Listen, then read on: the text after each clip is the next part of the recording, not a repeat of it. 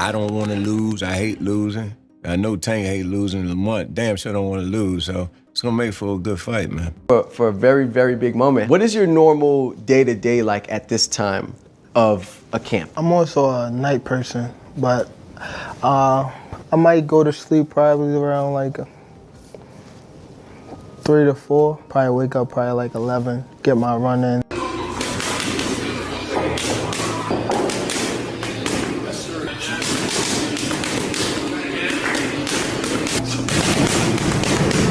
As Tank Davis prepares for his March 1st showdown against Lamont Roach, training camp is all about intensity and focus. His coach, Calvin Ford, knows one thing for sure. Tank hates losing. That mindset drives him through grueling sparring sessions, relentless conditioning, and strategic film study. Every day in camp, he sharpens his power, speed, and ring IQ, refusing to take shortcuts. Ford sees the fire in his eyes, the hunger to dominate. With fight night approaching, Tank is locked in, determined to prove once again why he's one of the most electrifying fighters in the sport.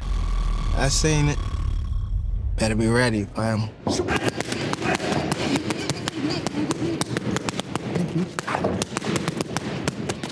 I don't want to lose. I hate losing. I know Tank hate losing. Lamont damn sure don't want to lose, so it's gonna make for a good fight, man. Tank Davis's pad work is all about speed, power, and precision. Every session is high intensity, with non-stop movement and explosive combinations. The sound of his punches smacking the mitts echoes through the gym as he throws rapid-fire hooks, uppercuts, and counters with pinpoint accuracy. His footwork is just as sharp, cutting angles, staying balanced, and keeping himself in perfect position to strike. Pad work isn't just about offense, it sharpens his defense too. He rolls under shots, slips punches, and reacts instantly to any opening. The pace never slows, pushing his conditioning to the max. Even when fatigue sets in, he keeps firing, refusing to let up. Every combination is drilled until it's second nature, ensuring he's razor sharp when fight night comes. The sessions simulate real fight scenarios, making sure he's ready for anything in the ring. Whether it's counterpunching, attacking off angles, or setting traps, everything is practiced with a purpose. His reaction time, power, and endurance are all tested as he works through multiple high-intensity rounds. With March 1st approaching, pad work remains a crucial part of his preparation.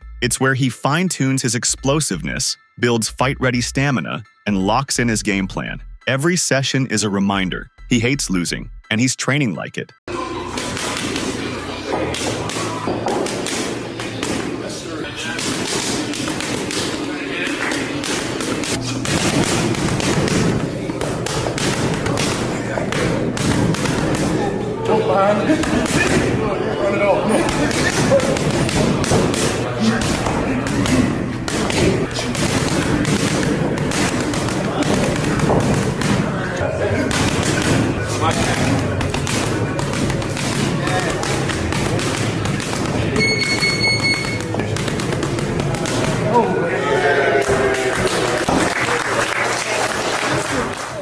Tank Davis is pushing his body to the limit in training camp for his fight against Lamont Roach Jr.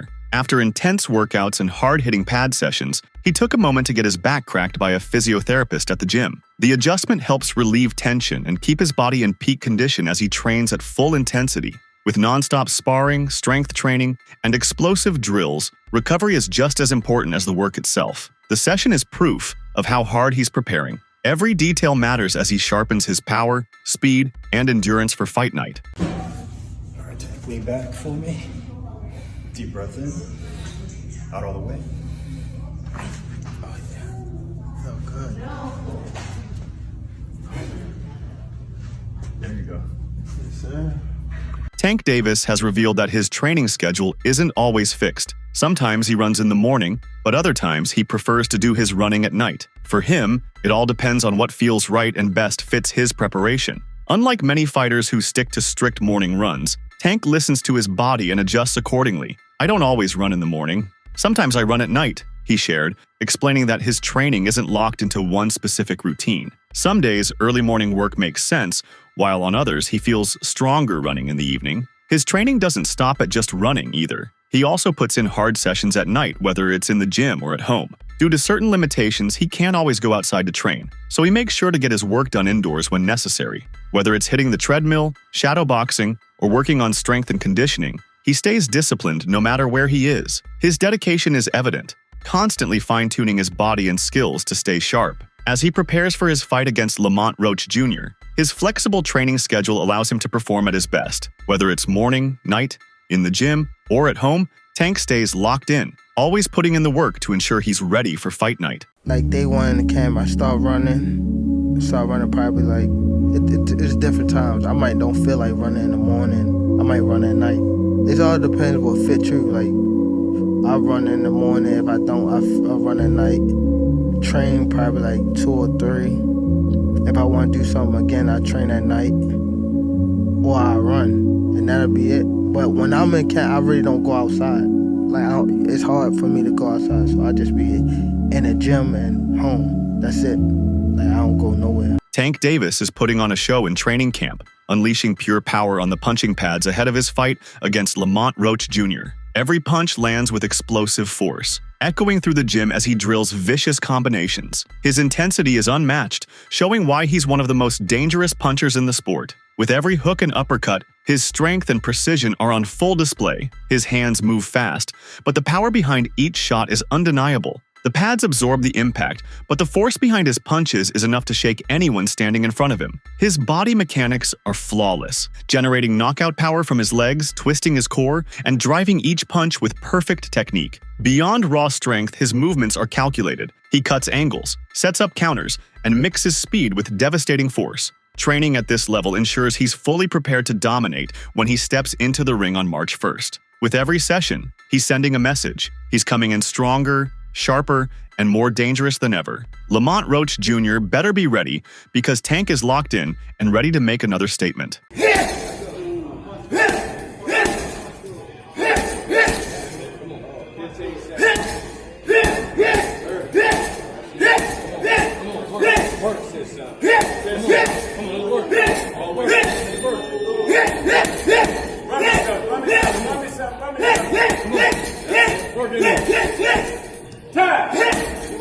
Tank Davis has structured his training to match his natural rhythm, preferring late-night workouts over traditional early morning sessions. Recognizing that his body responds best to nighttime training, he starts his day around 11 a.m., ensuring he gets the rest needed to recover from the previous night's intense sessions. Instead of jumping straight into hard training, he eases into his day, focusing on recovery and preparation. After waking up, Tank eats, fuels his body properly, and then takes time to rest again before gearing up for the night. His schedule isn't rigid. He listens to what his body needs, adjusting when necessary. In the morning, he does light exercises to stay active, keeping his muscles engaged without overexerting himself. These sessions may include stretching, mobility drills, or light shadow boxing, setting the stage for his more demanding nighttime training. When night falls, that's when the real work begins. Tank pushes himself through intense workouts, whether it's sparring, heavy bag work, or conditioning. He thrives under the lights, channeling his energy into refining his power, speed, and endurance. Running is also a key part of his preparation, sometimes done late at night when he feels most in sync with his body. This customized approach ensures he maximizes his performance without being restricted by traditional training norms. Whether in the gym or training at home, Tank stays disciplined, always prioritizing what makes him stronger. His ability to adapt and train at his peak times reflects the mindset of a champion, focused, strategic, and fully committed to perfecting his craft ahead of fight night. For a very, very big moment, what is your normal day-to-day like at this time of a camp? I'm also a night person, but I might go to sleep probably around like 3 to 4. Probably wake up probably like 11, get my run in, and then eat, probably lay back down, and then wake up probably like 6 or 7, get my night workout in. Damn, so you're doing 2-a-days at this point, running in the morning. Stephen A. Smith sits down with Tank Davis's trainer, Calvin Ford, to discuss the star boxer's journey and what makes him one of the best fighters in the world today. Smith recalls a defining moment in Tank's career when he faced an aggressive opponent, a relentless, pit bull-like fighter, constantly coming forward. Despite the pressure, Tank's movement and boxing skills stood out, solidifying his place among the elite. Ford reflects on when he first knew Tank was destined for greatness. When he told me to believe in him, Ford says, from a young age, Tank carried an unshakable belief in himself, even as they both navigated life's challenges. Cruz He was 25-0, and he fought that little dude, that little pit bull coming at him all the time. And I mean, the movement, the boxing skills, that to me was the moment that Gervonta Davis hit the scene. And I said, yo, this is one of the best fighters in the world. When did you know he was one of the best fighters in the world? When he told me to believe in him. And that's still here in my head today. Not as Gervonta Davis as a grown man, as a kid. You know, we was going through our trials and tribulations and whatnot. He understand what I was going through to get him where he's trying to go at, where he's at today. He just say believe. And one of the main things that Mayor O'Malley put up throughout the Baltimore City was had a black background, and the word was written, believe, in white. Ford remembers a powerful message that resonated throughout Baltimore. A black background with the word believe written in white. That belief, instilled early on, has driven Tank to where he is today. Now, Ford sees himself as a passenger, watching as Tank takes full control of his own destiny. We're in his car now. He's doing the driving, he says. O'Malley put up throughout the Baltimore City had a black background, and the word was written, believe, in white. And when he said that to me, man, it just believe in him. And ever since, I just been believing. And now we at this pinnacle of our life we're in his car now. You know, he's doing the driving now. So I'm just waiting to look at the sights. You know, when you look at him right now, what is it about him that makes him so special at this moment in time when we see some of the great fighters out there?